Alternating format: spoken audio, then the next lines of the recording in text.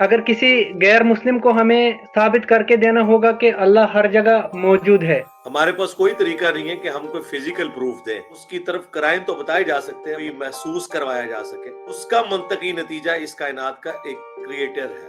From creation to creator, اللہ کہاں سے آ گیا ہم نے نہیں دیکھی ہوئی. مثلاً ایٹم کا وجود، الیکٹران کا وجود کا منطقی نتیجہ ہے.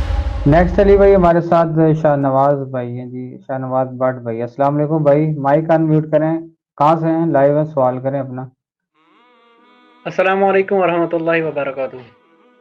جی وعلیکم السلام ورحمۃ اللہ وبرکاتہ. جی علی بٹ بھائی صاحب آپ ٹھیک ہیں؟ آپ کشمیر سے لگ رہے ہیں مجھے. جی میں جموں کشمیر انڈیا سے ہوں. ہاں جی اپنا سوال کریں.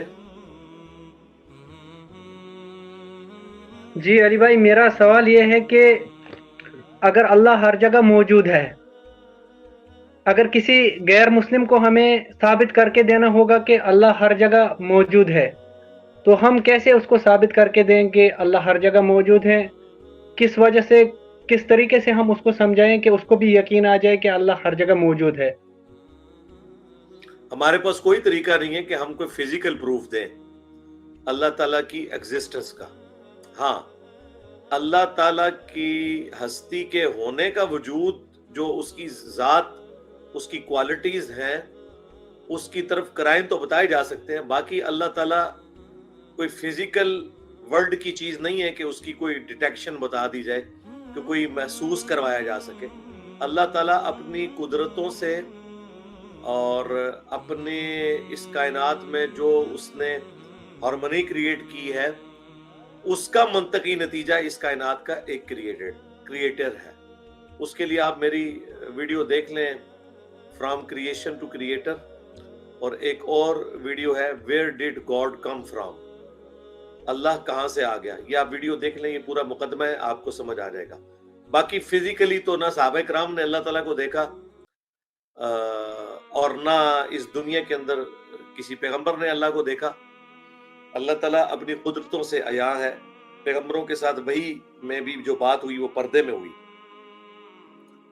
تو جب پیغمبروں کے بارے میں ہمارا یہ کلیم نہیں ہے تو عام بندے کو ہم کیا یہ کہیں گے کہ آپ کو اللہ دکھائیں گے؟ نہیں. اور کسی چیز کا دکھانا اس بات کا ثبوت نہیں ہے کہ وہ چیز ایگزسٹ کرتی ہے.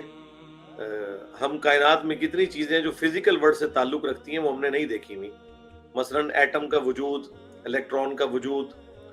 لیکن اپنے تجربات کے بعد یہ چیز اسٹیبلش ہوتی ہے کہ جو ہم نے فزیکل ورلڈ میں چیزیں آبزرو کی ہیں ان کا منطقی نتیجہ ہی ہے. جی نیکسٹ.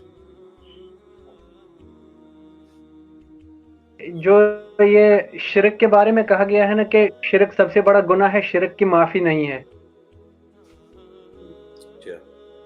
مگر رسول اللہ صلی اللہ علیہ وسلم کی ایک حدیث ہے کہ رسول اللہ صلی اللہ علیہ وسلم نے فرمایا کہ لا تقنطوا من رحمت اللہ، یہ خدا کی رحمت سے آس نہ توڑو.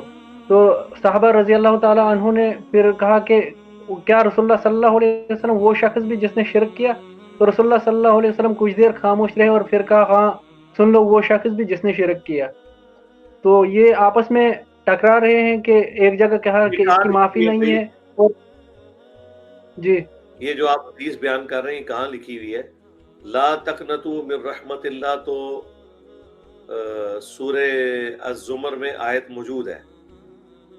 اتنا تو ہمیں جی پتہ ہے. رسول اللہ صلی اللہ یہ حدیث کہاں پہ ہے؟ رسول اللہ صلی اللہ علیہ وسلم، میں نے یہ حدیث پڑھی تھی سر. رسول اللہ صلی اللہ علیہ وسلم نے کہا کہ اس آیت کے بدلے میں اگر مجھے، میں نے سن لی آپ کی بات، اب دوبارہ تو بات بھی میں نے سننی نا.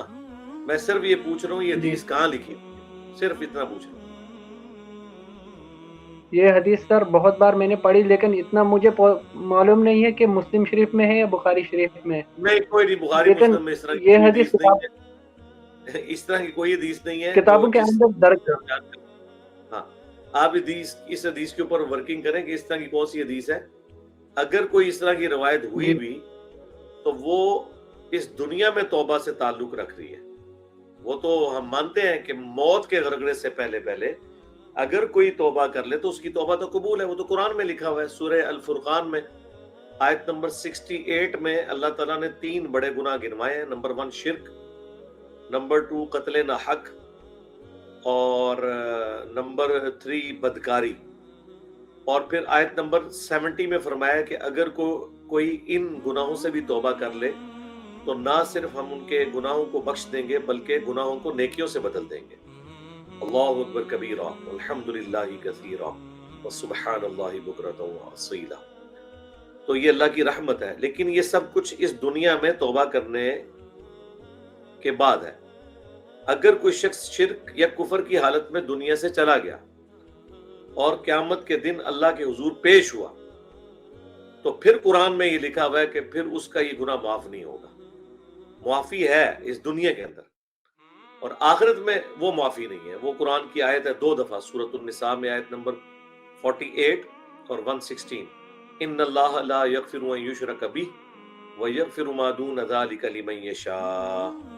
بے شک اللہ تعالیٰ اس گناہ کو کبھی معاف نہیں کرے گا کہ کوئی شخص قیامت کے دن شرک کے ساتھ پیش ہوا، اس کے سوا جتنے گناہ ہیں معاف کر دے گا، وہ بھی جس کے لیے چاہے گا۔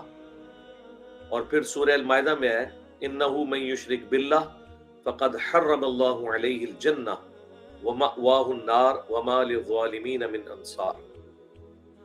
جس نے بھی اللہ کے ساتھ شرک کیا اور اس حالت میں وہ اللہ کے حضور قیامت والے دن پیش ہوا تو اس پہ جنت حرام ہے، اس کا ٹھکانہ دوزخ کی آگ ہے، وہاں اس کا کوئی مددگار نہیں ہوگا۔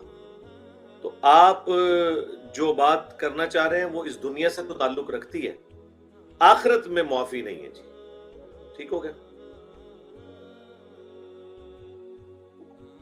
جی دوسرا سوال کر لیں۔ ہو گیا نا جی، 2 سوال ہو نہیں گئے؟ 2 سوال جی ٹھیک ہے، جزاک اللہ۔ ٹھیک ہے۔